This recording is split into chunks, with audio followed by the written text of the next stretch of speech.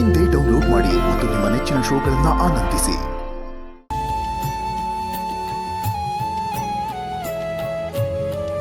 Sir ತಗೊಳ್ಳಿ. ಏನಿದು? ಮಕಾನ, low calorie.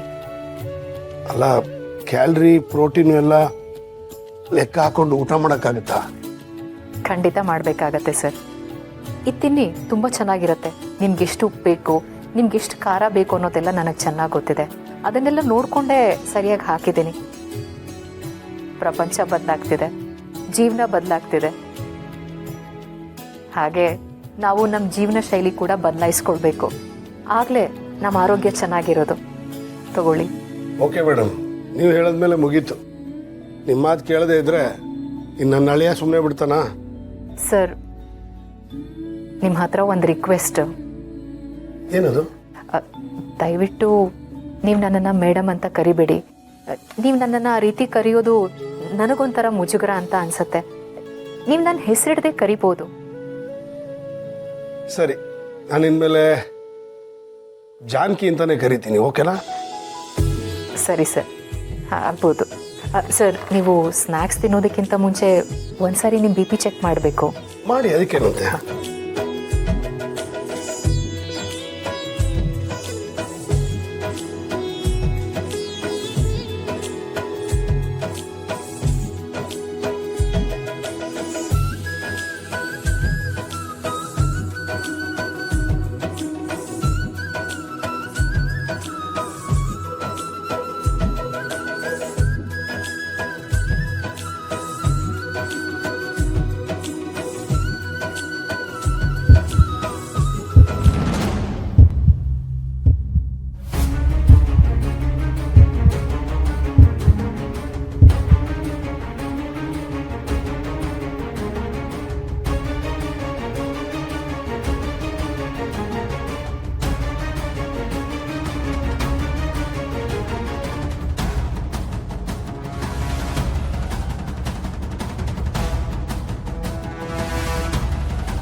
ಸಾರಿ, ನಾನು ಆಮೇಲೆ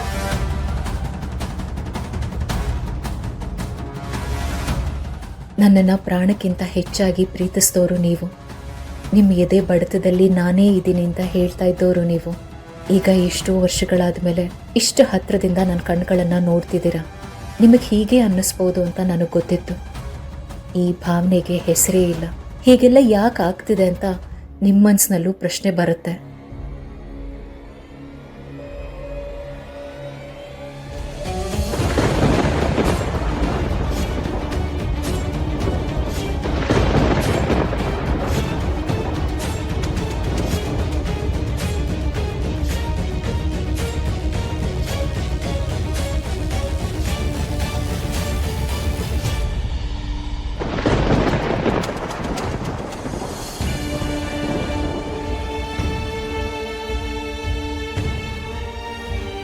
ಏನಾಗ್ತಿದೆ ನನಗೆ?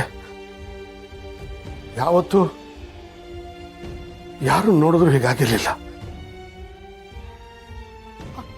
ಕಣ್ಣುಗಳನ್ನ ನೋಡ್ತಾ ಇದ್ರೆ ಏನೋ ಒಂದು ವಿಚಿತ್ರವಾದ ಭಾವನೆ. ನಾನು ಯಾಕೆ ಹೀಗೆ ಮಾತಾಡ್ತಾ ಇದ್ದೀನಿ?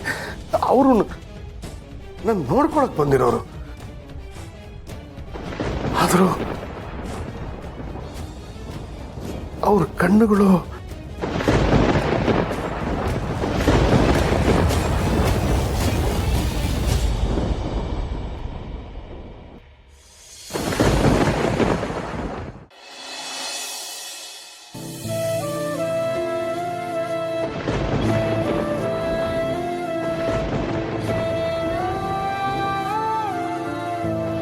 ನಾನಿಲ್ಲಿ ಬಂದಿರೋದು ಬರೀ ನನ್ನ ಗಂಡನ ಆರೋಗ್ಯನ ಕಾಪಾಡ್ಕೊಳ್ಳೋದಕ್ಕಲ್ಲ.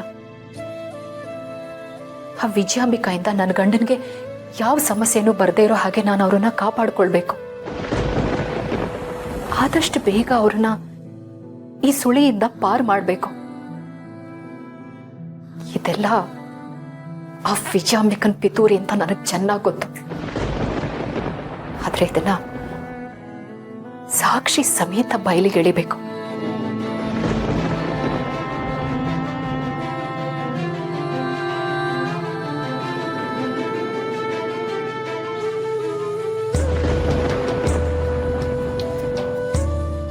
ರಾಜ್ಯದ ವಿದ್ಯಾಮಂತ್ರಿಗಳು ಲಂಚದ ಹಗರಣದಲ್ಲಿ ಸಿಲುಕಿದ್ದಾರೆ. ಶಿಸ್ತಿಗೆ ಪ್ರಾಮಾಣಿಕತೆಗೆ ಹೆಸರುವಾಸಿಯಾಗಿದ್ದ ವೀರೇಂದ್ರ ಸರ್ ದೇಸಾಯಿ ಸರ್ ಅವರು ಕೋಟ್ಯಾಂತರ ರೂಪಾಯಿ ಲಂಚ ತೆಗೆದುಕೊಂಡಿದ್ದಾರೆ ಎಂಬ ಗಂಭೀರ ಆರೋಪಗಳು ಕೇಳಿಬರ್ತಾ ಇವೆ. ಅವರ ರಾಜಕೀಯ ನಡೆಯಲ್ಲಿ ಇದೇ ಮೊದಲ ಬಾರಿಗೆ ಕಪ್ಪು ಚುಕ್ಕೆ.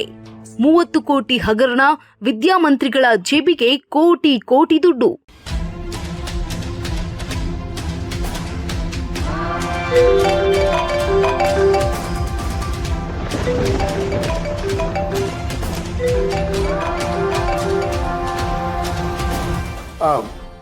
ಹೇಳಿ ಸಾಹೇಬ್ರೆ. ವೀರೇಂದ್ರ, ದಯವಿಟ್ಟು ನನ್ನ ಕ್ಷಮಿಸ್ಬಿಡಿ. ನಿಮ್ಮ ವಿರುದ್ಧ ತನಿಖಾ ಸಮಿತಿ ರಚನೆ ಮಾಡಬೇಕು ಅಂತ ವಿರೋಧ ಪಕ್ಷಗಳಿಂದ ಹಾಗೂ ಹೈಕಮಾಂಡ್ನಿಂದ ತುಂಬಾ ಒತ್ತಾಯ ಬರ್ತಿದೆ. ದಯವಿಟ್ಟು ರಚನೆ ಆಗ್ಲೇಬೇಕು ಸರ್. ನಾನು ಅಷ್ಟೇ ಅಲ್ಲ, ತಪ್ಪು ಮಾಡಿರೋರು ಯಾರೇ ಇದ್ರು ಅವ್ರ ವಿರುದ್ಧ ತನಿಖೆ ಆಗ್ಲೇಬೇಕು, ಸತ್ಯ ಹೊರಗೆ ಬರಲೇಬೇಕು. ಪ್ರಾಮಾಣಿಕತೆಯ ಮುಖವಾಡ ಹಾಕಿದ್ದಾರೆಯೇ ವಿದ್ಯಾಮಂತ್ರಿಗಳು.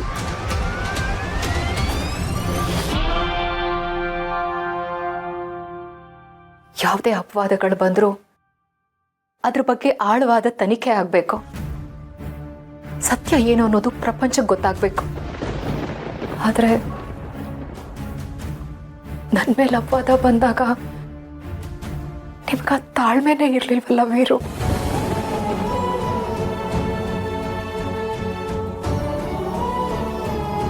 ಈಗ ಹಳೆದನ್ನೆಲ್ಲ ಯೋಚನೆ ಮಾಡ್ತಾ ಕೂರೋದ್ರಲ್ಲಿ ಅರ್ಥ ಇಲ್ಲ.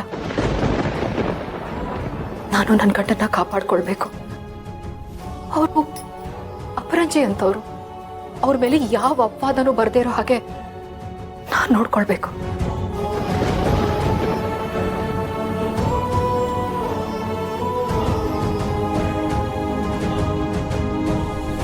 ಆದರೆ ತನಿಖೆ ಬಗ್ಗೆ ನನಗೆ ಯಾವ ಚಿಂತೆನೂ ಇಲ್ಲ. ಇದನ್ನೆಲ್ಲ ಮಾಡ್ತಿರೋ ಯಾವುದೋ ಕಾಣದ ಕೈಗಳಿವೆ. ಹೌದ್ರಿ, ನಾನೇ 30 ಕೋಟಿ ತಿಂದಿದ್ದು. ಏನ್ರಿ ಇವಾಗ? ಏನಿವಾಗ?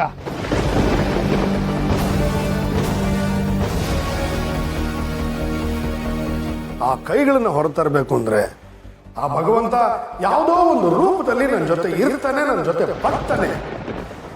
ಆ ನಂಬಿಕೆ ನನಗಿದೆ ಸಾಹೇಬ್ರೆ.